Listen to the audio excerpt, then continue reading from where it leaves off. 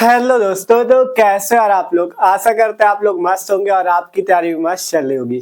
तो जैसा कि यार हम लोग क्लास 12 फिजिक्स की तैयारी कर रहे थे, तो आज हम देखने वाले 12th फिजिक्स का जो चैप्टर नंबर 12 है हमारा परमाणु चैप्टर। इस चैप्टर के सभी महत्वपूर्ण न्यूमेरिकल्स को आज के इस वीडियो पे सॉल्व करने वाले हैं और ये ऐसे ऐसे न्यूमेरिकल्स होंगे जो कि पिछले वर्षों के पेपर में पूछे गए और इनकी बोर्ड एग्जाम में आने की भी पूरी चांसेस रहेगी। ठीक है, तो मस्त तरीके से यार आपको एक एक क्वेश्चंस को सॉल्व करना है। तो सब लोग कॉपी पेन निकाल लो और आपसे कह रहे हैं क्वेश्चन जितने होंगे इंपॉर्टेंट होंगे और ये पेपर में हर साल आते हैं और इस बार भी इस टाइप के क्वेश्चन आपके आएंगे पेपर में। ठीक है, तो मस्त तरीके से हम लोग देखेंगे चैप्टर 12 परमाणु के सभी इंपॉर्टेंट न्यूमेरिकल्स को। और अगर बात करें इससे पहले वाले वीडियो पे हमने जो परमाणु चैप्टर है इसके सभी महत्वपूर्ण प्रश्नों को हमने वन शॉट पे क्लियर कर लिया था। जिसने वो वीडियो नहीं देखा है आपसे बता दें, डिस्क्रिप्शन पे प्लेलिस्ट मिल जाएगी 12th फिजिक्स वन शॉट वाली, वहां से जाके आप देख सकते हो वाला वीडियो। ठीक है, उसमें हमने पूरा परमाणु चैप्टर जितने टॉपिक है इस चैप्टर के सभी को वन शॉट पे वहां पे करा दिया था और आपसे कहा था अभी कि इस चैप्टर के सभी फॉर्मूलों को भी तैयार कर लेना। ठीक है, तो जिसने तैयार कर लिया उनको मस्त तरीके से वहां पे तैयार भी हो जाएगा। तो अब हम इस वीडियो पे शुरू करते हैं न्यूमेरिकल्स को। तो सब लोग कॉपी पेन निकाल लो, एक एक क्वेश्चन को हम लोग मस्त तरीके से सॉल्व करते हैं। ठीक है, तो चलो देखते हैं आपके सभी मोस्ट इंपॉर्टेंट न्यूमेरिकल्स को। तो देखो पहला क्वेश्चन सबसे पहले पढ़ो क्या कहा गया है। पहला क्वेश्चन है, इंपॉर्टेंट क्वेश्चन है। कहा गया है किसी उत्तेजित हाइड्रोजन परमाणु के इलेक्ट्रॉन की ऊर्जा -3.4 इलेक्ट्रॉन वोल्ट है। ठीक है, फिर कहा गया इस इलेक्ट्रॉन का कोणीय संवेग ज्ञात कीजिए। अच्छा क्वेश्चन है। ठीक है, कह रहा है किसी उत्तेजित हाइड्रोजन, ठीक है, किसी उत्तेजित हाइड्रोजन परमाणु के इलेक्ट्रॉन की ऊर्जा आपको दी गई है और आपसे कह रहा है इस इलेक्ट्रॉन का क्या ज्ञात करो, कोणीय संवेग ज्ञात करो। ठीक है, तो सिंपल कोई भी न्यूमेरिकल आपको लगाना है तो सबसे पहले उसका फॉर्मूला अगर पता है, आपको चैप्टर के सभी फॉर्मूले पता है तभी आप लगा पाओगे। तो इसलिए कह रहे हैं पहले फॉर्मूले तैयार कर लो तभी न्यूमेरिकल को सॉल्व करना। ठीक है, तो अब इसके बाद बात आती है क्वेश्चन में क्या दिया है और क्या निकालना है। तो सॉल्व करते हैं इस क्वेश्चन को सिंपल हम लोग। ठीक है, आप लोग भी कॉपी पे करने का प्रयास करो। कहा गया उत्तेजित हाइड्रोजन परमाणु के इलेक्ट्रॉन की ऊर्जा, हमें इलेक्ट्रॉन की ऊर्जा दी गई है, इलेक्ट्रॉन की ऊर्जा। ठीक है, ऊर्जा कितनी दी गई है हमें दी गई है ई की वैल्यू -3.4 इलेक्ट्रॉन वोल्ट। ठीक है, हमें ऊर्जा दी गई है -3.4 इलेक्ट्रॉन वोल्ट। अब इसके बाद कह रहा है इस इलेक्ट्रॉन का कोणीय संवेग ज्ञात कीजिए। ठीक है, इस इलेक्ट्रॉन का क्या ज्ञात कीजिए, कोणीय संवेग। कोणीय संवेग हमें निकालना है, कोणीय संवेग। ठीक है, कोणीय संवेग निकालने के लिए आपको क्या पता होना चाहिए, कोणीय संवेग का फॉर्मूला। ठीक है, तो अगर बात करें कोणीय संवेग, तो कोणीय संवेग का फॉर्मूला अपने परमाणु वाले चैप्टर पे बोहर के अनुसार पढ़ा था।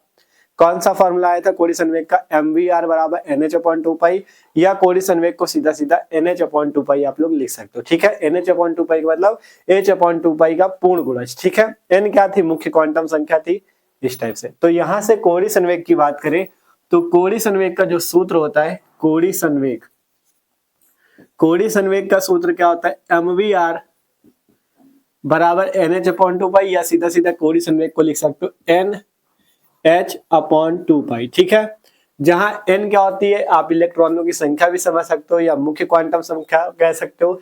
h क्या होता है, प्लांक नीयतांक, h को बोलते हैं, h होता है प्लांक नीयतांक जिसकी वैल्यू आपको जरूर से जरूर याद होनी चाहिए। ठीक है, h को बोलते हैं प्लांक नीयतांक और इसका मान होता है 6.6 × 10⁻34 जूल सेकेंड। ठीक है, ये आपको पता होना चाहिए। पाई की वैल्यू सबको पता होगी 3.14 होती है। अब हमें निकालना है कोणीय संवेग, तो सूत्र होता है NH/2π, लेकिन हमें दी गई है ऊर्जा और हमसे पूछ रहा है कोणीय संवेग।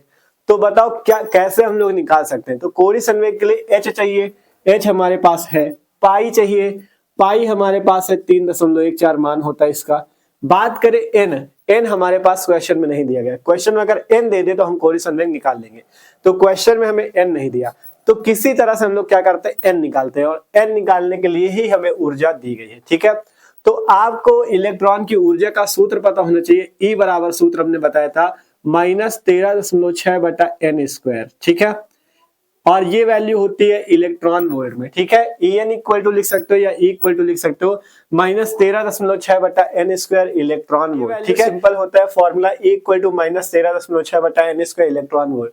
तो यहाँ से हम लोग n की वैल्यू निकाल सकते हैं। ठीक है, तो सिंपल अगर हम लोग एन स्क्वायर को इधर ले लें तो एन स्क्वायर इधर आ जाएगा बराबर -13.6 बटा किसकी वैल्यू ई की। तब एन स्क्वायर कितना आ जाएगा -13.6। ई कितना है, ई है हमारे पास -3.4। ठीक है, ई कितना है -3.4। तो यहां से माइनस आपका हो जाएगा प्लस, और इसका मात्रक भी इलेक्ट्रॉन वोल्ट था और इस ई का मात्रक भी इलेक्ट्रॉन वोल्ट, तो इलेक्ट्रॉन वोल्ट से इलेक्ट्रॉन वोल्ट भी कैंसिल हो जाएंगे। तो यहाँ से सिंपल एन स्क्वायर की वैल्यू निकाल लेते हैं। तो अगर इसका आप लोग भाग दोगे तो कितना आएगा, देखो अगर 4 चौको 16, 6 1 4 3 12 13, 4 बार जाएगा। ठीक है, आप लोग भाग दे के देखो, 34 में 4 का गुणा करो 136 आएगा। तो यहाँ से आपका 4 आ जाएगा एन स्क्वायर। अगर हमें निकालना क्या है एन की वैल्यू, तो इसका अंडर रूट कर देंगे, अंडर रूट 4 हो जाएगा, स्क्वायर हट गया, अंडर रूट लग गया, एन की वैल्यू आ गई 2। यहाँ से हमें एन की वैल्यू कितनी मिल गई, 2 मिल गई। तो अब हम कोणीय संवेग नहीं निकाल सकते, निकाल सकते, सिंपल कोणीय संवेग का सूत्र लगा दो, NH/2 निकाल लो। कोणीय संवेग बराबर NH/2। तो यहाँ से n की वैल्यू 2 है, h की वैल्यू आपको याद रखनी, ये वैल्यू याद रखो। ठीक है, क्योंकि आपको कभी क्वेश्चन में दी जाएगी कभी नहीं दी जाएगी। इंटू 2 गुणे पाई की वैल्यू 3.14, हल कर लो, आपके पास आपका आंसर। ठीक है, तो यहाँ से बात करें तो 2 से 2 कैंसिल। ठीक है, अब क्या बचेगा, यहाँ से 6.6 बटा 3.14 गुणे 10 की पावर -34। अब इसमें आपको करना क्या है, 3.14 का भाग देना है। तो देखो यहाँ नीचे देखोगे दशमलव के बाद कितने अंक है, 2, ऊपर देखो दशमलव के बाद 1 अंक। ठीक है, नीचे दशमलव के बाद 2 अंक, ऊपर दशमलव के बाद 1 अंक। तो सबसे पहले करो क्या, आप दशमलव के बाद के अंक बराबर कर लो। नीचे है दशमलव के बाद 2 अंक, ऊपर 1 है, तो यहाँ पे एक 0 बढ़ाओ। अब यहाँ भी दशमलव के बाद 2 अंक, ऊपर भी बराबर है, तो दशमलव से दशमलव काट दो। ठीक है, जब अंक दशमलव के बाद ऊपर भी बराबर हो, जैसे दशमलव के बाद 2 अंक ऊपर भी, नीचे भी दशमलव के बाद 2 अंक, तो दशमलव दशमलव कैंसिल। ठीक है, बचेगा कितना, 660 बटा 314। अब आप आसानी से भाग दे सकते हो 10 की पावर -34। ठीक है, तो इस टाइप कर लिया करो, जब भी दशमलव आपको दिखे तो कोशिश करा करो दशमलव हट जाए तो बढ़िया से क्वेश्चन सॉल्व हो जाए। ठीक है, आप 314 का आप भाग दे सकते हो। तो अब आपको आंसर बता रहे कितना आएगा। ठीक है, 2 बार करके जाएगा क्योंकि 628, हाँ 2 दशमलव करके आएगा, तो आंसर बता रहे कितना आएगा, आपका 2.1 आंसर आएगा। ठीक है, क्योंकि 314 गुना 628 हो जाएगा, तो 2.1 गुणे 10 की पावर -34। और आप कोणीय संवेग निकाल लो, तो कोणीय संवेग का मात्रक आपको लिखना है। ठीक है, कोणीय संवेग का मात्रक याद रखो जूल सेकंड होता है। कितना होता है, जूल सेकंड। कोणीय संवेग का मात्रक होता है जूल सेकंड। ठीक है, जूल सेकंड होता है इसका मात्रक कोणीय संवेग का। तो यहां से आ गया आंसर 2.1 गुणे 10 की पावर -34 जूल सेकंड। सिंपल सा क्वेश्चन सॉल्व है। ठीक है, देख सकते हो एकदम क्वेश्चन सिंपल सा था, बस आपको अगर फॉर्मूला पता है तो आप तुरंत इस क्वेश्चन को लगा सकते हो। ठीक है, हमें दिया गया था किसी उत्तेजित हाइड्रोजन परमाणु के लिए इलेक्ट्रॉन की ऊर्जा, कोणीय संवेग पूछ रहा था। कोणीय संवेग का फॉर्मूला होता है NH/2, जहां h की वैल्यू ये, पाई की वैल्यू ये।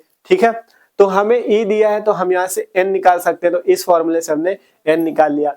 फिर कोणीय संवेग निकालना है तो NH/2 लगाया, n की वैल्यू रखो, यहाँ से आपके पास आपका कोणीय संवेग आ गया। ठीक है, तो बस आपको करना यही है, किसी भी चैप्टर के अगर न्यूमेरिकल्स को अच्छे से करना चाहते हो, सबसे पहले उसके फॉर्मूले जरूर तैयार कर लो। ठीक है, तो ये आपका अच्छा क्वेश्चन था। देखो इस चैप्टर पे ज्यादातर इसी टाइप के इस फॉर्मूले से, इसी फॉर्मूले से न्यूमेरिकल आएंगे। एक फॉर्मूला आपका जो रिडबर्ग नियतांक वाला होता है तरंगदैर्घ्य के लिए, उससे आपकी श्रेणियों के लिए आता है, जैसे लाइमन श्रेणी, बामा श्रेणी, उनके न्यूमेरिकल्स आते हैं। तो अब उन वाले जितने न्यूमेरिकल, मतलब इस चैप्टर के जितने न्यूमेरिकल पूछे जाते हैं इस वीडियो पे आपको सब मिलेंगे। ठीक है, तो इसलिए कह रहे हैं पूरा वीडियो देखो, आपकी मस्त तैयारी हो जाएगी इस चैप्टर की। ठीक है, तो अब इसको आप लोग नोट कर लो। आप देखते हैं अगला क्वेश्चन।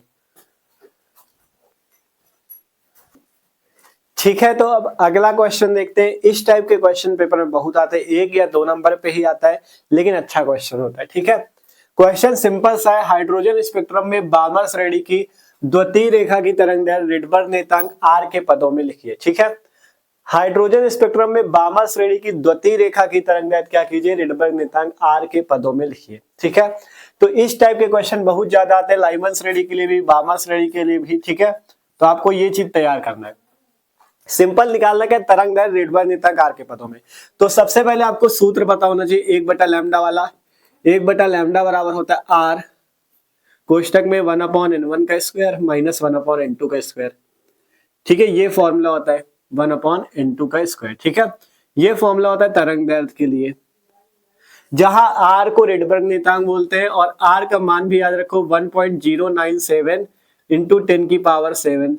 ठीक है, मीटर इनवर्स ये फॉर्मूला होता है। ठीक है, ठीक है, मीटर इनवर्स नहीं मीटर होता है 1.097 इंटू 10⁷ मीटर। ठीक है, तो यहां से ये फॉर्मूला है। अब आपसे कह रहा है कि हाइड्रोजन स्पेक्ट्रम में बामर श्रेणी के लिए द्वितीय रेखा की तरंगदैर्घ्य रेडबर्ग नियतांक आर के पदों में लिखिए। तो आपको बामर श्रेणी के लिए किस रेखा की द्वितीय रेखा की तरंगदैर्घ्य निकालनी है? रेडबर्ग नियतांक आर के पदों में। तो हमने आपको हाइड्रोजन स्पेक्ट्रम में अच्छे से समझाया था। ठीक है, जब हमने परमाणु चैप्टर को वन शॉट पे देखा था तो हमने समझाया था पूरा। यहां भी आप लोग समझ लो, ये क्वेश्चन इंपॉर्टेंट, इस टाइप के क्वेश्चन आते हैं पेपर में।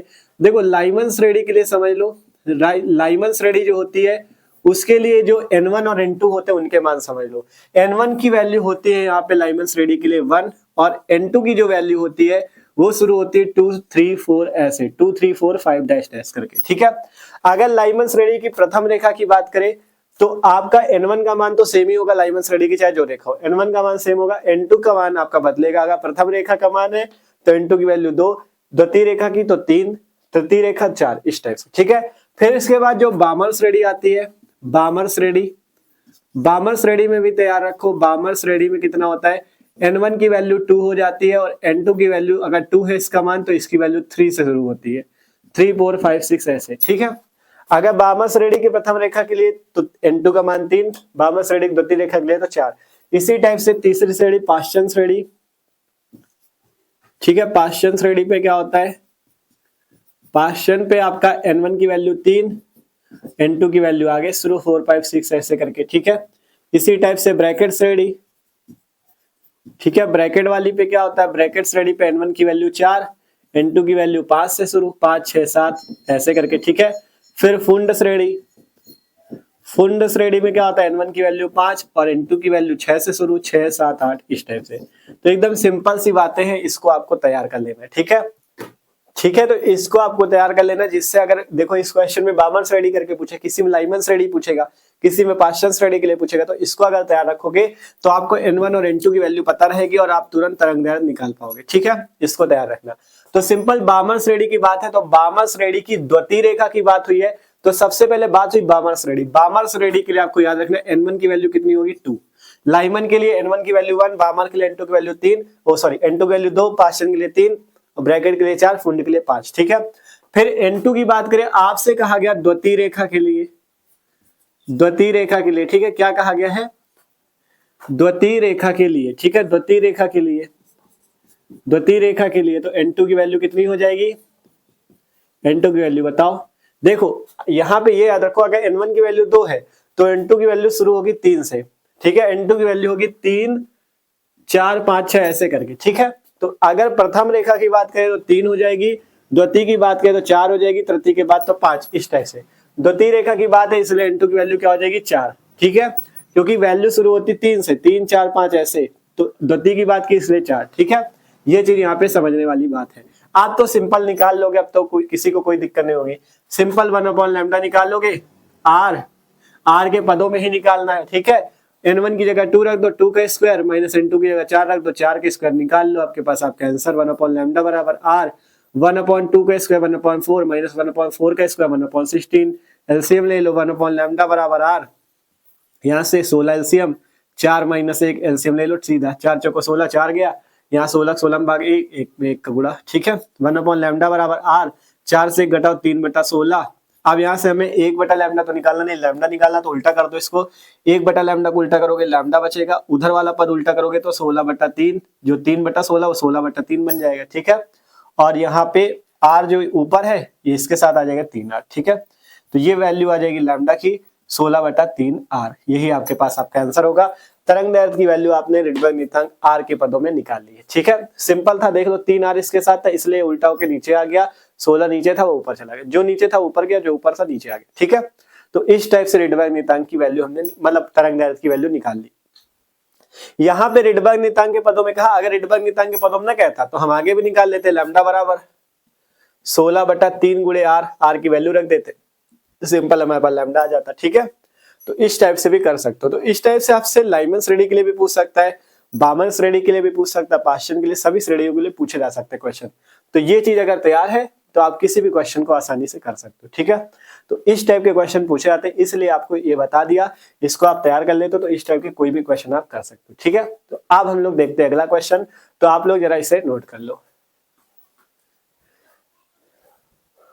ठीक है, तो आप देखते हैं अगला क्वेश्चन। अगले जो क्वेश्चन है सिंपल क्वेश्चन है, लेकिन अच्छे क्वेश्चन है। ठीक है, तो देखो क्वेश्चन है, हाइड्रोजन के प्रथम बोर कक्षा की त्रिज्या 0.5 एंगस्ट्रॉम, तृतीय बोर कक्षा की त्रिज्या ज्ञात कीजिए। ठीक है, इसके बाद एक क्वेश्चन ये है, हाइड्रोजन परमाणु की मूल कक्षा की त्रिज्या A0 है, इसकी तीसरी कक्षा की त्रिज्या क्या होगी। सिंपल सा क्वेश्चन है, कुछ नहीं है, बस फॉर्मूला पता है तो तुरंत निकाल लोगे। ठीक है, तो सॉल्व करते हैं इस क्वेश्चन को। सिंपल, हमें हाइड्रोजन परमाणु के प्रथम बोर कक्षा की त्रिज्या, प्रथम बोर कक्षा की त्रिज्या जो दिया हो नोट कर लो।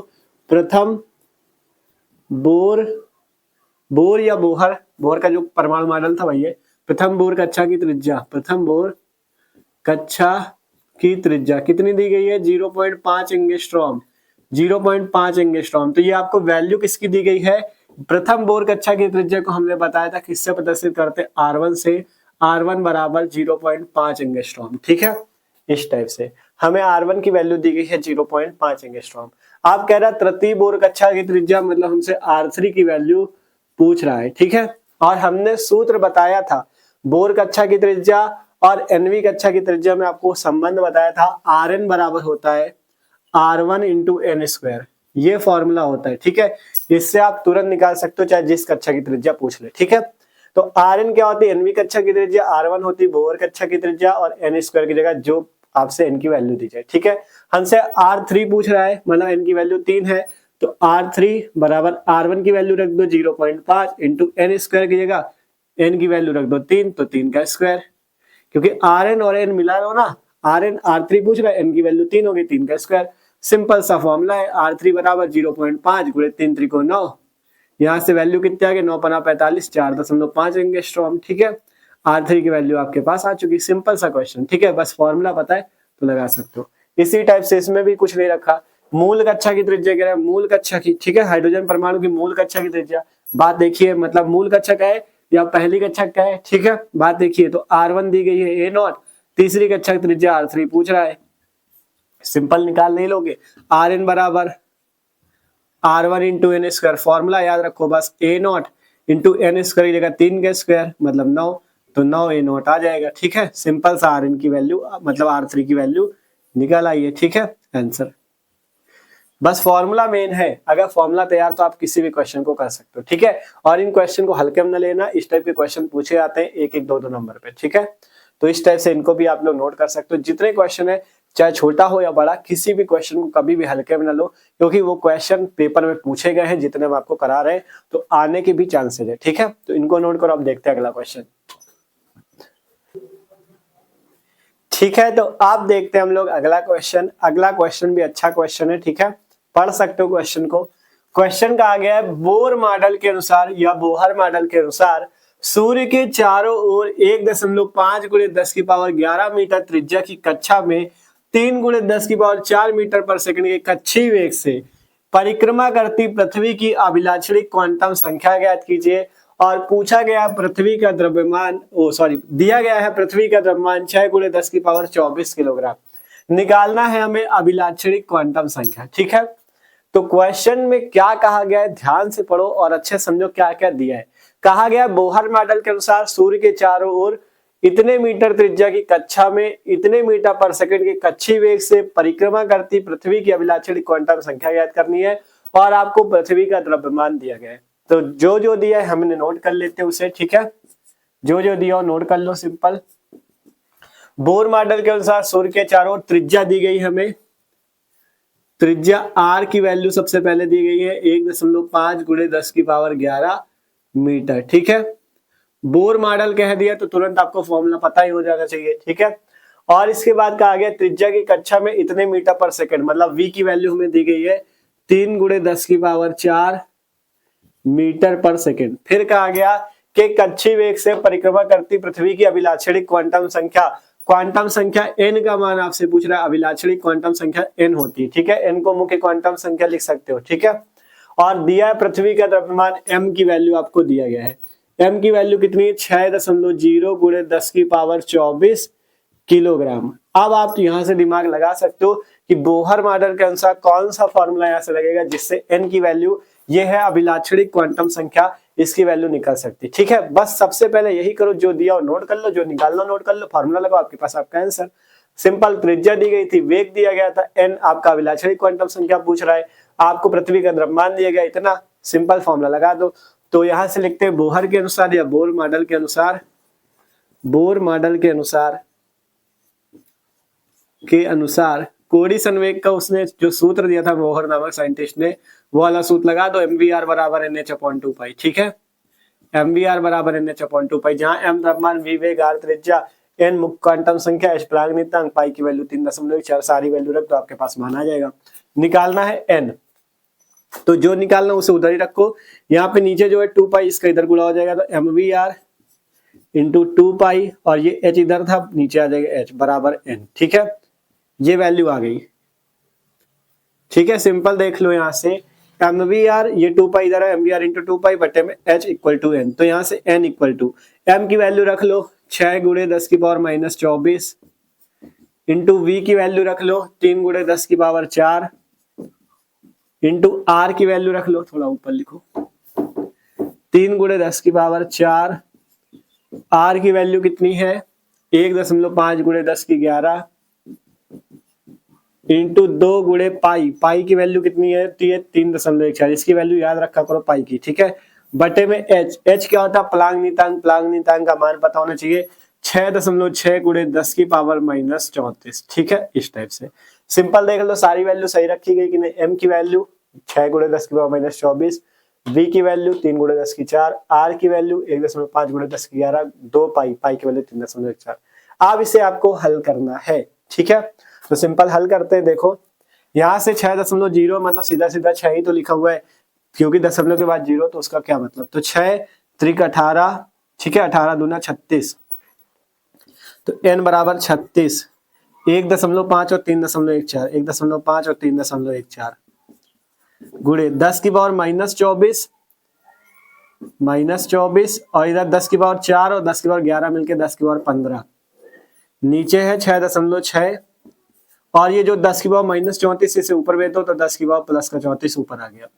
ध्यान से देखो क्या हुआ है अभी, सिंपल यहाँ से 6 त्रिक 18 दूना 36 ये लिख दिया गया, 1.5 ये लिख दिया गया, 3.14 ये लिख दिया गया, 10 की पावर माइनस 24 ये रहा, 10 की पावर 4 और 11 मिलकर 10 की पावर 15, माइनस 34 ऊपर गया प्लस का 34। अब हल करते हैं। ठीक है, तो यहां से हम लोग हल करते हैं इसे, तो n बराबर, ठीक है, n बराबर 15 का अगर इसमें गुणा कर दे तो 15 छक्का 90, 0 9 बचा, 15 3 45 9 54, एक अंक पे 54.0 गुणे 3.14, यहाँ हल को 10 की पावर माइनस 24 और 15 और 34 मिलकर कितना हो जाए 34 5 49 49 बटे 6.6।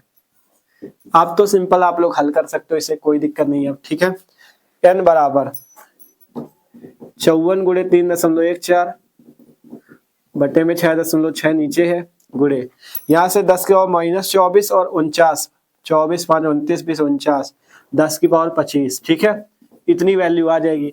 अब सिंपल कुछ नहीं करना, 54 का 3.14 में गुणा करो, 6.6 से भाग दे दो, आपके पास n का मान आ जाएगा। ठीक है, तो देखो हम आपको भाग दे के दिखाते हैं, अब आप लोग आसानी से कर सकते हो। ठीक है, जब हम लोग भाग देंगे तो यहाँ से वैल्यू जो आपकी आएगी n की वैल्यू 25.69 करके आएगी। ठीक है, 25.69। यहाँ से जब 54 गुणे 3.14 करोगे, भाग दोगे 6.6 का, तो 25.69 आएगा। और इस क्वेश्चन में थोड़ी सी एक सी गड़बड़ हो गई, कौन सी जानते हो, यहाँ पे हमें 10 की पावर प्लस 24 दिया था, कहाँ गया ये, और हमने यहाँ माइनस 24 कर दिया, इसीलिए क्वेश्चन का आंसर थोड़ा सा गड़बड़ा रहा है। प्लस 24 था, यहाँ भी प्लस 24 था। ठीक है, यहाँ भी प्लस 24 है। ठीक है, प्लस का 24 था, तो 49 और 24 मिलकर कितना हो जाएगा 49 था, 49 4 53 20 73, यहाँ पे पावर में 73 आएगा। ठीक है, तो थोड़ी सी मिस्टेक हो गई थी, 10 की पावर 73। अब अगर इसे सही से लिखो, n बराबर ये दशमलव जो यहाँ पे यहाँ लगा लेते तो n बराबर 2.569 गुणे 10 की पावर 73, जब दशमलव एक अंक उधर लेगा तो एक पावर घट जाएगी, 10 की पावर 72, यही हमारे पास हमारा आंसर हो जाएगा। ठीक है, यही हमारे पास क्या हो जाएगा हमारा आंसर। ठीक है, सिंपल सा क्वेश्चन हल हो चुका है, बस गड़बड़ ये हो गई थी, माइनस 24 प्लस 24 हमने माइनस रख दिया था। ठीक है, और क्वेश्चन सही है पूरा। तो सिंपल बस फॉर्मूला पता था एमबीआर बराबर NH/2 पाई। हमने हमारा आंसर मुख्य क्वांटम संख्या जो पूछ रहा था, अभिलाक्षणिक क्वांटम संख्या जो पूछ रहा था, सिंपल n की वैल्यू निकल गई। ठीक है, तो बस सिंपल कोई भी क्वेश्चन हल करो, जो दिया हो नोट कर लो, जो निकालना हो वो नोट कर लो, फॉर्मूला पता है तुरंत आपके पास आपका आंसर। ठीक है, अच्छा क्वेश्चन था, इस टाइप के क्वेश्चन पेपर में आते भी हैं। ठीक है, तो अब इसे नोट कर लो। आप देखते हैं अगला क्वेश्चन।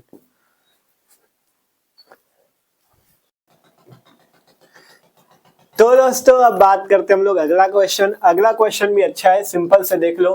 क्वेश्चन कह रहा है बामर श्रेणी की द्वितीय रेखा की तरंगदैर्घ्य 4860 एंगस्ट्रॉम है। ज्ञात कीजिए पहला पॉइंट रिडबर्ग नियतांक, दूसरा बामर श्रेणी की प्रथम रेखा की तरंगदैर्घ्य। क्वेश्चन एकदम सिंपल है, आपको जैसे पहले निकालना सिखाया वैसे इस क्वेश्चन में भी निकालना है। देखो सिंपल आपको क्वेश्चन में करना क्या है, क्या दिया है सबसे पहले वो नोट करो।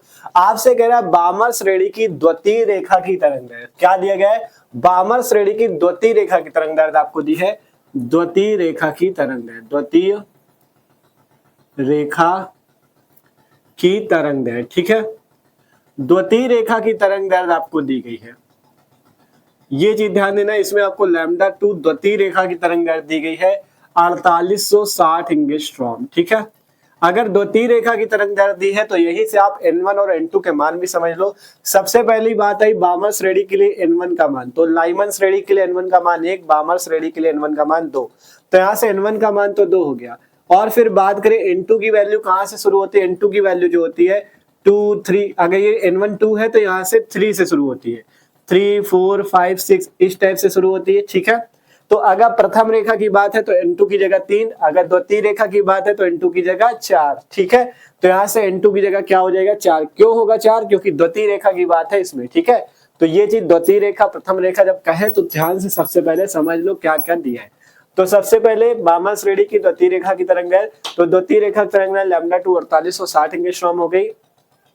n1 की वैल्यू बामर श्रेणी के लिए 2 और n2 की वैल्यू द्वितीय रेखा के लिए 4। ठीक है, प्रथम रेखा होती तो 3 होती। ठीक है, इस टाइप से। आप पहला पूछ रहे हैं रिडबर्ग नियतांक r की वैल्यू, तो आप लोग निकाल सकते हो एकदम आसानी से। सबसे पहले करते क्या है, इसको हम लोग मीटर में चेंज कर लेते हैं। 4860 को मीटर में चेंज करोगे 10⁻⁻10 मीटर, क्योंकि आपको पता होना चाहिए 1 एंगस्ट्रॉम बराबर होता है 10⁻⁻10 मीटर। अगर 4860 एंगस्ट्रॉम की बात है तो उसमें 10⁻⁻10 का गुणा कर दो, मीटर में बदल जाएगा, एंगस्ट्रॉम मीटर में बदल गया। ठीक है, अब यहाँ से सिंपल फॉर्मूला लगाओ, 1/λ इक्वल टू r कोष्टक में कितना हो जाएगा 1/n1 का स्क्वायर माइनस 1/n2 का स्क्वायर। यहाँ से सिंपल आप लोग क्या निकाल सकते हो, r की वैल्यू निकाल सकते हो। ठीक है, तो सिंपल 1/λ, लैम्डा की वैल्यू है कितनी 4860 गुणे 10⁻⁻10 बराबर r निकालना है। यहाँ पे 1/n1 का स्क्वायर, n1 की जगह 2 का स्क्वायर माइनस 1/n2 का स्क्वायर, n2 की जगह 4 का स्क्वायर। यहाँ से मान निकालो 1/4860 गुणे 10⁻⁻10 बराबर r। यहाँ पे हल करेंगे तो 1/2 का स्क्वायर 4 माइनस 1/4 का स्क्वायर 16। ठीक है, इस टाइप से।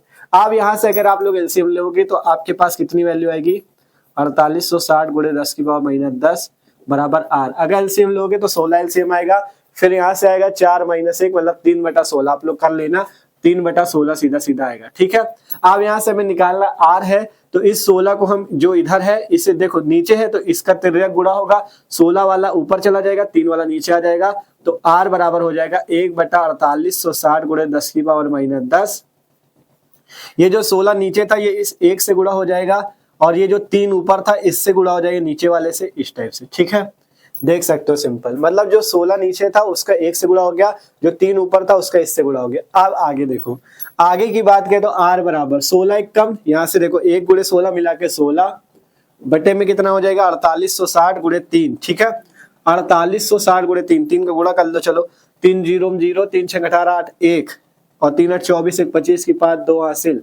देखो सही से लिखते हैं, फिर से करो, देखो 3 का गुणा करना है। ठीक है, 3 0 0, 3 6 18 8 1 बचा, 3 8 24 1 25 5 2, 3 चौको 12 2 14 580 गुणे 10⁻⁻10। ठीक है, 10⁻⁻10। इसे थोड़ा सा और अच्छे से हल करने के लिए 16 बटा ये 14,580 में जो जीरो एक्स्ट्रा पड़ रहा है ना, इसको इसके साथ मिला दो तो केवल 1458 बचेगा। अब ये 10⁻⁻10 और ये एक जीरो मतलब 10 की पावर प्लस का 1, एक जीरो का मतलब 10 की पावर 1, अब ये प्लस का 1 ये माइनस का 10, तो एक आपकी पावर घट जाएगी 10 की पावर -9। अब इसे हल कर लेते हैं, r बराबर 16 बटा 1458 गुणे ये 10 की पावर -9 ऊपर जाएगा 10 की पावर +9। ठीक है, देख लो 16 बटा 1458 10 की पावर -9 ऊपर गया 10 की पावर +9। अब क्या करते हैं इसे अच्छे से हल करने के लिए, देखो 1458 का 16 में भाग तो जाएगा नहीं, तो यहाँ पे 2 जीरो बढ़ा लो। अगर 2 जीरो बढ़ाते हो तो यहाँ पे 2 जीरो घटाने पड़ेंगे, मतलब 10 की पावर -2 घटाना पड़ेगा।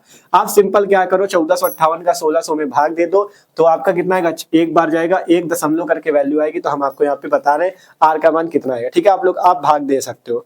तो वैल्यू जो आएगी जाके आपकी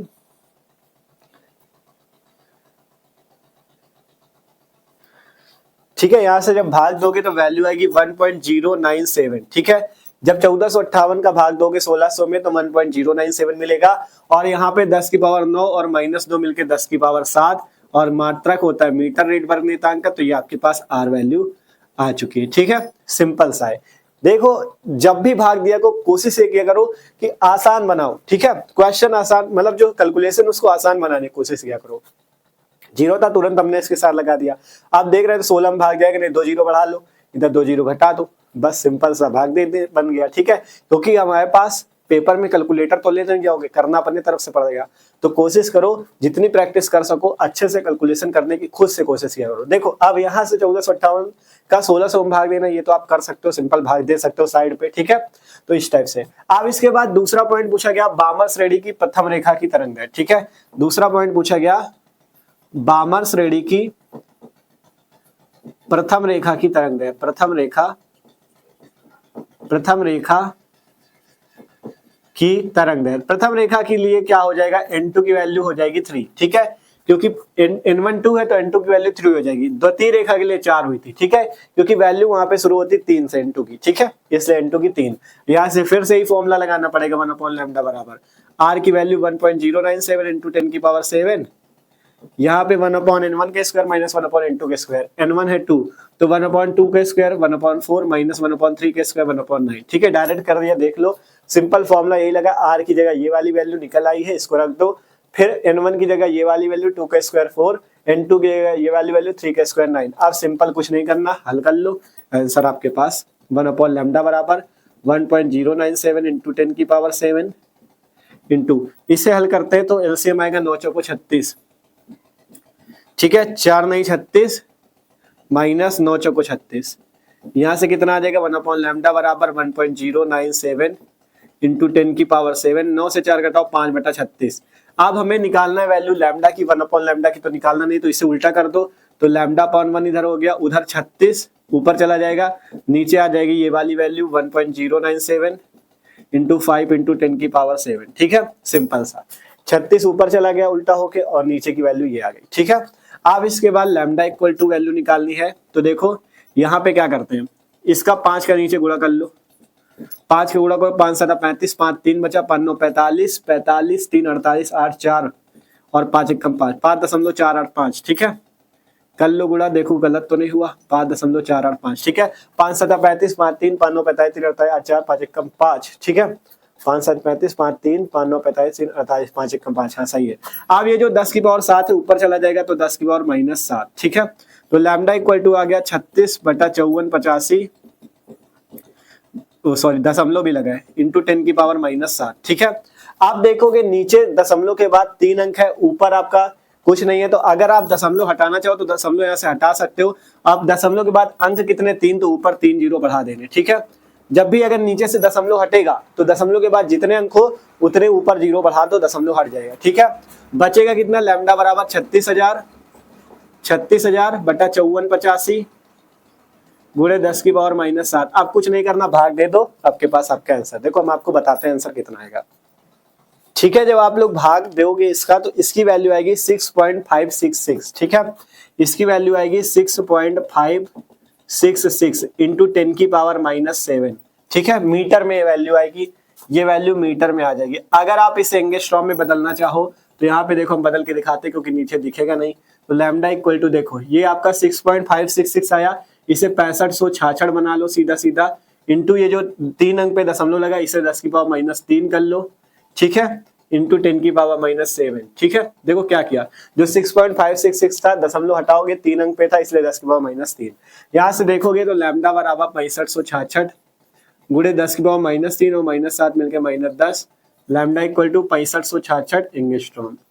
क्योंकि 10 की पावर -10 मीटर होता है, ये मीटर में वैल्यू है ये वाली, एंगस्ट्रॉम में बदलना तो 10 की पावर -10 हटा दो, एंगस्ट्रॉम हो जाएगा। ठीक है, तो इस टाइप से ये हमारे पास बामर श्रेणी की तरंग दैर्ध्य का मान आ जाएगा 6566 एंगस्ट्रॉम। ठीक है, तो इस टाइप से आपका देख सकते हो क्वेश्चन सॉल्व हुआ है। सबसे पहले द्वितीय रेखा की तरंग दैर्ध्य, देखो ये पूछा था रिडबर्ग नियतांक, फिर प्रथम बामर श्रेणी की प्रथम रेखा की तरंग दैर्ध्य। रिडबर्ग नियतांक ये निकला, बामर श्रेणी की प्रथम रेखा की तरंग दैर्ध्य ये जाके निकली। ठीक है, तो सिंपल सा क्वेश्चन इस टाइप से सॉल्व हो जाता है। बस ये देखो क्या क्या कह रहा है। ठीक है, आपको जैसे बताया था लाइमन श्रेणी के लिए n1 की वैल्यू, बामर श्रेणी के लिए, पार्शियल श्रेणी के लिए, वो चीज तैयार कर लो क्योंकि वो तो इंपॉर्टेंट ही है। देखो यहाँ पे क्वेश्चन आपको बामर श्रेणी लाइमन श्रेणी वाले मिले कि आपको मान लो पेपर में दे दिया ब्रैकेट श्रेणी या फोंट श्रेणी का, तो बस ये याद रखो n1 और n2 की वैल्यू आप किसी भी क्वेश्चन को कर सकते हो। प्रथम रेखा की बात हो तो n2 की वैल्यू को जो पहला नंबर हो, ठीक है, जैसे इसमें था। ठीक है, इसमें बामर श्रेणी में n1 की वैल्यू 2 है तो n2 की 3 से शुरू होती है, तो 3 है तो n2 की वैल्यू तो प्रथम रेखा की तरंग दैर्ध्य, 4 है तो द्वितीय रेखा की, 5 है तो तृतीय रेखा की, इस टाइप से। ठीक है, इसी टाइप से सभी श्रेणियों में होगा। हमने इसीलिए पहले ही आपको साइड में लिख के दिखा दिया था सभी श्रेणियों के लिए n1 और n2 की वैल्यू। ठीक है, तो ये क्वेश्चन भी सॉल्व है, अब इसे नोट कर लो। अब एक क्वेश्चन आपका और अच्छा क्वेश्चन है, उसको भी देखते हैं। ठीक है, तो जल्दी से इसे नोट कर लो। ठीक है, तो अब जो अगला क्वेश्चन है वो क्वेश्चन भी अच्छा है और ये क्वेश्चन पिछले 3-4 वर्षों में पूछे गए। तो अब ये क्वेश्चन देखो, क्वेश्चन कह रहा है एक हाइड्रोजन परमाणु 2 लगातार संक्रमणों के द्वारा ऊर्जा अवस्था n बराबर 6 से निम्नतम ऊर्जा अवस्था में आता है। ठीक है, फिर कहा गया प्रथम संक्रमण में उत्सर्जित फोटोन की ऊर्जा 1.13 इलेक्ट्रॉन वोल्ट है। ज्ञात कीजिए, पहला पॉइंट, प्रथम संक्रमण के पश्चात परमाणु जिस ऊर्जा अवस्था में आता है उसके लिए n का मान। दूसरा पॉइंट, द्वितीय संक्रमण में उत्सर्जित फोटोन की ऊर्जा, हाइड्रोजन परमाणु की आयनन ऊर्जा आपको दे रखी है -13.6 इलेक्ट्रॉन वोल्ट। ठीक है, सिंपल क्वेश्चन, बहुत ज्यादा इंपॉर्टेंट है, इसको अच्छे से देखना। आपको कह रहा है एक हाइड्रोजन परमाणु है जो 2 लगातार संक्रमण, इसमें कितने संक्रमण होते हैं? 2 संक्रमण होते हैं, लगातार 2 संक्रमण होते हैं। और वो क्या करता है, जो हाइड्रोजन परमाणु है n बराबर 6 से निम्नतम ऊर्जा अवस्था में आता है, n बराबर 6 से वो निम्नतम ऊर्जा अवस्था में आता है। प्रथम संक्रमण में उत्सर्जित फोटोन की ऊर्जा इतनी है, ये प्रथम संक्रमण में उत्सर्जित फोटोन की ऊर्जा दे रखी है। अब कह रहा है प्रथम संक्रमण के पश्चात परमाणु जिस ऊर्जा अवस्था में जाता है, प्रथम संक्रमण के पश्चात, जब प्रथम के बाद द्वितीय में जाएगा तो उसके पश्चात जिस संक्रमण में जाता है उसके लिए n का मान पूछ रहा है। ठीक है, तो सिंपल से निकालते हैं हम लोग। देखो यहां से, देखो सॉल्व करते हैं इसे। पहला पॉइंट पूछा गया प्रथम संक्रमण के पश्चात परमाणु जिस ऊर्जा अवस्था में जाता है उसके लिए n का मान। तो हमें दिया क्या गया, सबसे पहले दिया गया प्रथम संक्रमण में उत्सर्जित फोटोन की ऊर्जा, प्रथम संक्रमण में उत्सर्जित, प्रथम संक्रमण में उत्सर्जित फोटोन की ऊर्जा, ये हमें क्वेश्चन ने दे रखा है। ठीक है, फोटोन की ऊर्जा कितनी दी गई है, 1.13 इलेक्ट्रॉन वोल्ट। ठीक है, इतनी हमें दी गई है। तो सबसे पहले इसके बाद हमें पहला पॉइंट निकालना है, प्रथम संक्रमण के पश्चात परमाणु जिस ऊर्जा अवस्था में जाता है, प्रथम संक्रमण की हमें दी गई है, तो उसके लिए हमें n का मान निकालना है। तो सबसे पहले आप यहां से क्या कर सकते हो, आप सबसे पहले यहां से En की वैल्यू निकालो। ठीक है, En जो ऊर्जा होती है NV कक्षा वाली, तो उसके लिए हम लिखते हैं यहां से, उसके लिए हम सिंपल यहां से En की वैल्यू निकाल लेते हैं। En बराबर सूत्र होता है -13.6 बटा n स्क्वायर। ठीक है, En इक्वल टू -13.6 बटा n स्क्वायर। तो En की वैल्यू यहां से अगर निकाली जाए तो -13.6 बटा n स्क्वायर किस में जाता है, n बराबर 6 में, n बराबर 6 में। ठीक है, छठवें में जाता है n बराबर 6 में, तो यहाँ से 6 का स्क्वायर हो जाएगा। En की वैल्यू निकालोगे तो -13.6 बटा 6 का स्क्वायर 36। ठीक है, ये चीज आपके पास आ जाएगा। अब अगर आप यहाँ से भाग देते हो तो आप लोग भाग दे के देख लेना, हम आपको डायरेक्ट वैल्यू बता रहे हैं कितनी आएगी। ठीक है, भाग देने पे जो वैल्यू आएगी वो आएगी 0.38 करके। ठीक है, 0.38 इलेक्ट्रॉन वोल्ट आएगी। ठीक है, और आपको पता है इस फॉर्मूले में वैल्यू इलेक्ट्रॉन वोल्ट में ही आती है। ठीक है, तो सिंपल सबसे पहले हमने En की वैल्यू निकाली -13.6 बटा n स्क्वायर से, जिससे हमें En मिला -0.38 इलेक्ट्रॉन वोल्ट। अब हमसे पूछ रहा है कि प्रथम संक्रमण के पश्चात परमाणु जिस ऊर्जा अवस्था में जाता है उसके लिए n का मान। तो यहां से हम लोग मान लेते हैं कि प्रथम संक्रमण के पश्चात, प्रथम संक्रमण के पश्चात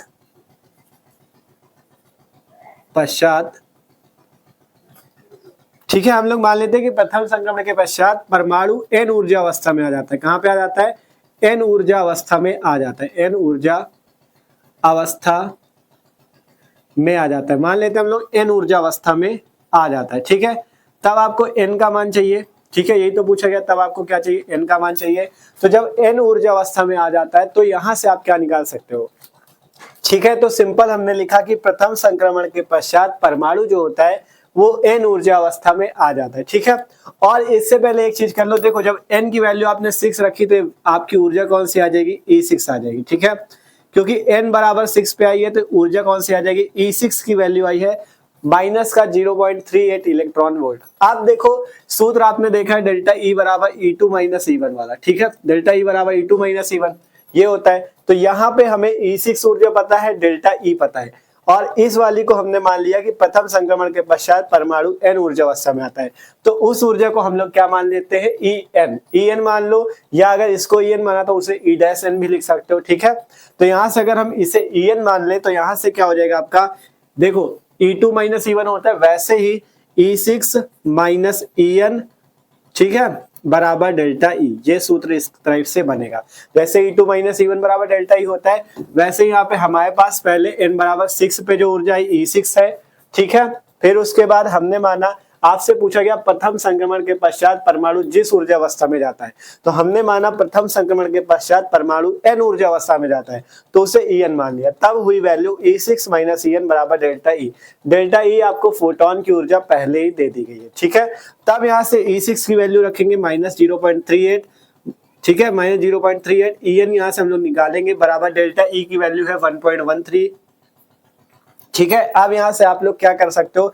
डेल्टा ई की वैल्यू, En की वैल्यू निकाल सकते हो। देखो माइनस का En है, इसे उधर भेज दोगे तो प्लस का हो जाएगा। तो प्लस का En बराबर इधर माइनस 0.38 है, ये वैल्यू इधर आ जाएगी माइनस में, माइनस का 1.13। ठीक है, माइनस का 1.13। अब अगर हम लोग इसे जोड़े तो कितना आएगा? देखो यहाँ से En की वैल्यू माइनस में आएगी कितनी? 8 और 3 मिला के 11, 1 बचा, 1 3 4 1 मिला के 5 बचा। ठीक है, और यहाँ से 1.51 आएगी। ठीक है, 1.51 इलेक्ट्रॉन वोल्ट आएगी, या आप इसे सीधा सीधा En बराबर माइनस का 1.5 इलेक्ट्रॉन वोल्ट भी लिख सकते हो। ठीक है, इस टाइप से। अब हमें ऊर्जा देखो ऊर्जा हमने निकाल ली कि प्रथम संक्रमण के पश्चात परमाणु n ऊर्जा अवस्था में जाता है, तब ऊर्जा निकल आई। अब हम निकाल सकते हैं n का मान। ठीक है, पहले ये पूछा था प्रथम संक्रमण के पश्चात परमाणु जिस ऊर्जा अवस्था में जाता है उसके लिए n का मान, तो पहले हमें ऊर्जा तो पता हो कि किस ऊर्जा में जाता है, तो इसलिए हमने माना था कि प्रथम संक्रमण के पश्चात परमाणु n ऊर्जा अवस्था में जाता है, इसलिए n की वैल्यू ये निकल आई। अब यहाँ से हम सूत्र लगा सकते हैं En बराबर माइनस 13.6 बटा n स्क्वायर, और En की वैल्यू ये वाली रखी जाएगी माइनस 1.5 बराबर 13.6 बटा n स्क्वायर। n स्क्वायर ऊपर चला जाएगा, 13.6 माइनस का है बटे में माइनस का 1.5, माइनस माइनस मिलके हो जाएगा प्लस, दशमलव से दशमलव यहाँ कट जाएगा क्योंकि दशमलव के बाद ऊपर भी एक है नीचे भी। ठीक है, तो n स्क्वायर बराबर 136 बटा 15। ठीक है, अगर यहाँ से इसे 136 की जगह 35 मान लो तो 15 नहीं है 135। ठीक है, क्योंकि अगर 136 होगा तो 15 नहीं है 135, 9.0 ऐसे करके कुछ वैल्यू आएगी, तो सीधा सीधा इसे 9 मान लो। ठीक है, 15 नहीं 135, 9 आ गया। ठीक है, अब n स्क्वायर की वैल्यू 9 आई, अगर यहाँ से n की वैल्यू निकालोगे तो उधर n स्क्वायर मतलब इधर अंडर रूट लग जाएगा, तो n की वैल्यू 3, मतलब n बराबर 3 ऊर्जा अवस्था में चला जाता है। पहला पॉइंट आपका हल है। पहला पॉइंट क्या है कि प्रथम संक्रमण के पश्चात परमाणु जिस ऊर्जा अवस्था में जाता है उसके लिए n का मान क्या होगा? n बराबर 3 होगा। ठीक है, दूसरा पॉइंट पूछा गया कि द्वितीय संक्रमण में उत्सर्जित फोटोन की ऊर्जा पूछी गई है। द्वितीय संक्रमण में उत्सर्जित फोटोन की ऊर्जा। ठीक है, द्वितीय संक्रमण में उत्सर्जित फोटोन की ऊर्जा। ठीक है, द्वितीय संक्रमण में उत्सर्जित फोटोन की ऊर्जा पूछी गई, तो वो आप कैसे निकाल सकते हो? देखो आपको यहाँ से E6 की वैल्यू पता है, और ये जो आपने En की वैल्यू निकाली, ठीक है, ये क्या थी? प्रथम संक्रमण के पश्चात जब परमाणु n ऊर्जा अवस्था में जाता तो उसके लिए ऊर्जा निकली थी En। ठीक है, और ये E6। तो अगर द्वितीय संक्रमण की निकालना है तो आप अगर ये जो Nv कक्षा वाली आई है और E6 वाली आई है, क्योंकि E6 से कहाँ चला जाता है? En में चला जाता है, तो अगर इन दोनों को घटा दो तो आपको जो मिलेगा मान वो द्वितीय संक्रमण में फोटोन की ऊर्जा का मिल जाएगा।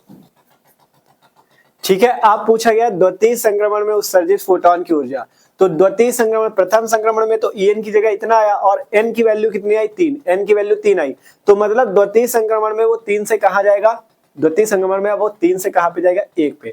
तो यहां से जो आपकी वैल्यू आएगी फोटोन की ऊर्जा की, वो आ जाएगी E3 माइनस E1। ठीक है, क्योंकि देखो n की वैल्यू क्या आई है 3, तो ये अब वैल्यू जो है ये हमारे पास किसकी वैल्यू, E3 की माइनस 1.5 इलेक्ट्रॉन वोल्ट। ठीक है, और इसके बाद अगर आप ऊपर देखोगे तो आपको यहाँ पे हाइड्रोजन परमाणु की आयनन ऊर्जा दी गई है इतनी, तो ये E1 की वैल्यू हो जाएगी। तब यहाँ से E3 अगर निकालना है तो E3 हो जाएगी कितनी, माइनस 1.5, फिर माइनस E1 कितना है, माइनस का 13.6।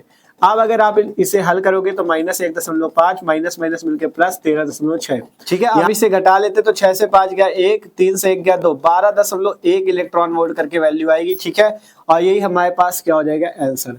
तो देखो इस क्वेश्चन में सिंपल अच्छा क्वेश्चन है, तो इसे बहुत ही ध्यान से समझना होगा। देखो सबसे पहले क्वेश्चन को फिर से समझो।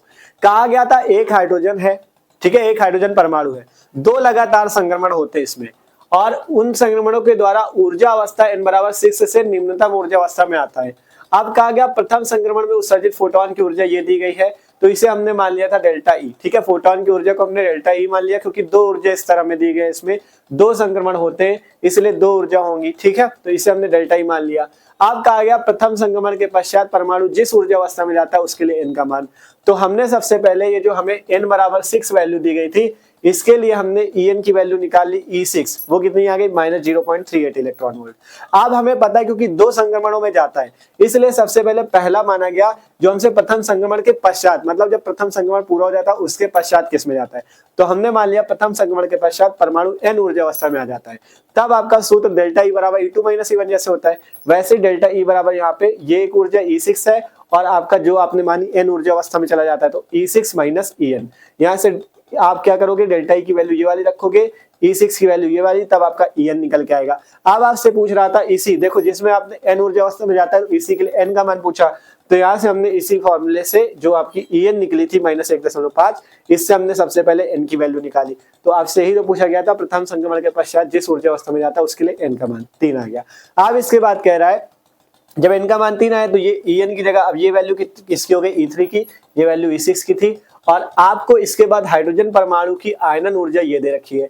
ठीक है, जब द्वितीय संक्रमण में उत्सर्जित फोटोन की ऊर्जा पूछ रहा है तो हाइड्रोजन परमाणु की आयनन ऊर्जा ये दे दी। ठीक है, तो एक ऊर्जा ये हो गई, एक ऊर्जा ये हो गई, अगर इन दोनों के बीच की घटा दोगे तो द्वितीय संक्रमण में उत्सर्जित फोटोन की ऊर्जा आ जाएगी। तो यहाँ से हो गया E3 इसको मान लिया, इस वाली को हमने E1 मान लिया, तब E3 माइनस E1, तब जाके आपका 12.1 इलेक्ट्रॉन वोल्ट आ गई वैल्यू। ठीक है, अच्छा क्वेश्चन था, ये पिछले वर्ष में 2-3 बार पूछा गया है, तो मोस्ट इंपॉर्टेंट क्वेश्चन है, इस टाइप के क्वेश्चन पेपर में आते भी है। ठीक है, तो इस टाइप से आपके जितने इंपॉर्टेंट क्वेश्चन इस चैप्टर से आते हैं उन सब को हमने देखा। ठीक है, क्योंकि ये प्रीवियस ईयर के क्वेश्चन थे जो कि पेपर में आ रहे थे बार बार, तो इनको हमने बहुत अच्छी तरीके से देखा। ठीक है, तो इसके अलावा आपके क्वेश्चंस नहीं आते ज्यादातर इसी टाइप, जितने टाइप के आपको बताएं, जैसे बामर श्रेणी की तरंग दैर्घ्य के लिए, लाइमन श्रेणी की तरंग दैर्घ्य के लिए, इसी टाइप के क्वेश्चन आते हैं। ठीक है, तो आशा करते हैं आज का वीडियो सबको अच्छा लगा होगा, और जितने क्वेश्चन बताए इनको क्या करना, एक बार आप लोग अच्छे से रफ कॉपी पे प्रैक्टिस भी करना। इनको तो अभी देख लिया, ठीक है, अब आप लोग अपनी रफ कॉपी पे भी प्रैक्टिस करना, जिससे आपको इन क्वेश्चंस की प्रैक्टिस अच्छी हो जाएगी और आप बोर्ड एग्जाम में अच्छे क्वेश्चन कर पाओगे। ठीक है,